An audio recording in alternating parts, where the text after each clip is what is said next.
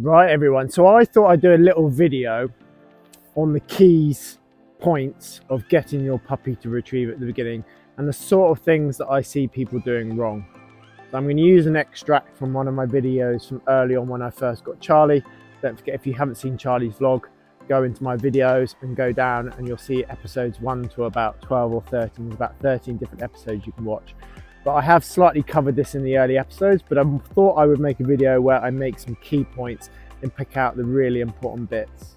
So the first thing you always want to make sure that you do is you have a nice confined space. Now the real key with cockers is not to give them options, i.e. an option to go too far away from you, go past you. Also, the mistake I see a lot of the time with people is they'll be on a shiny floor, which tends to make the dog skate about, so you want to have some grip. Now in the video you're going to see coming up in a moment, I was actually doing it on the grass, so the dog has plenty of grip. I would always suggest though, novice handlers starting in the house, maybe on a landing between the sofa and the wall, a very narrow space.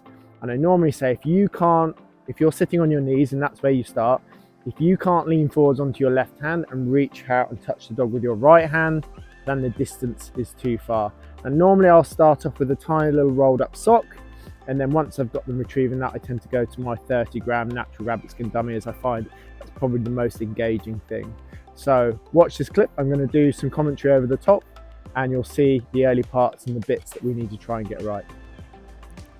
Right, so at the beginning here, the first thing that you'll see is I've got a very narrow space. Now, most of my clients, I'll get them to start off with, as I previously said, a hallway or a landing or between the sofa and the wall.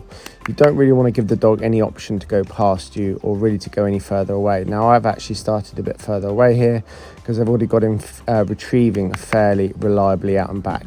Although saying that, if I give him a bit more freedom still at this stage, he was likely to try and avoid coming back.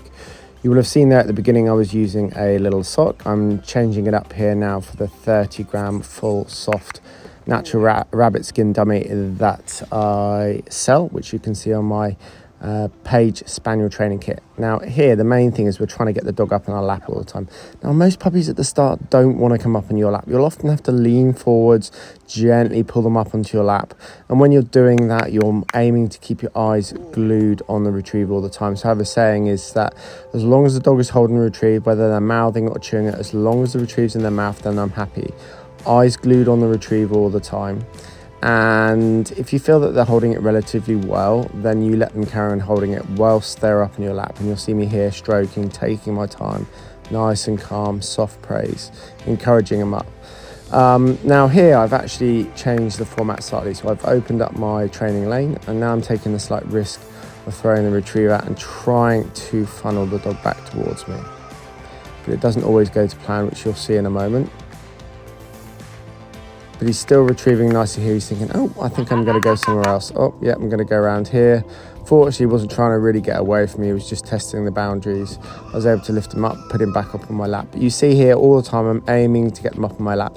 Now, at the beginning, I often say keep your knees together. I don't need to at this stage because he does come straight up. But a lot of puppies will put their head straight between your legs if your knees aren't together. So although you might start off with them between your legs, you probably pretty much, as soon as you've let go of them, want to squeeze your knees together so that when the dog comes back up on your lap, they can't stick their head between your legs. You see he's just gone for another little lap round.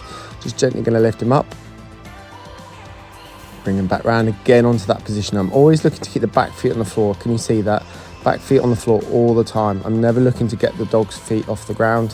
Front feet can come up on your knees or on your groin, but I want to avoid the back feet coming off the ground. I'm trying to keep the dog facing me also, keeping the weight on the feet, but facing me. If you can go to nose to muzzle like this, then even better. But the basic rule of thumb is, I'm going to start with the dog between our legs, roll the retrieve out, not like that though. Knees together on the way back, get down low like this. If they stall out in front of you, immediately lean forwards, pick them up, pull them towards you. Eyes glued on the retriever all the time. If they're holding it well, let them hold it 5-10 seconds, slow, calm, praising hands. If they do drop it, this is the key point, if they do drop it accidentally, try and get them to pick it back up again, but without rolling it. And the second it's in their mouth, even if they're not up in your lap, then take it. Right, so I hope that all made sense for you. So key points, narrow space, on your knees, no options for the dog to go away or past you. Don't forget, in the early stages, you probably will have to encourage the dog up onto your lap. And also our main emphasis once we do get up onto our lap is that we keep our eyes absolutely glued on that retrieve. And at any point we're worried the dog might let go, we always want to say dead and take it before the dog's got a chance to do that, so it hence hasn't done anything wrong technically. And if it does drop the retrieve, try and indicate for them to pick it back up again.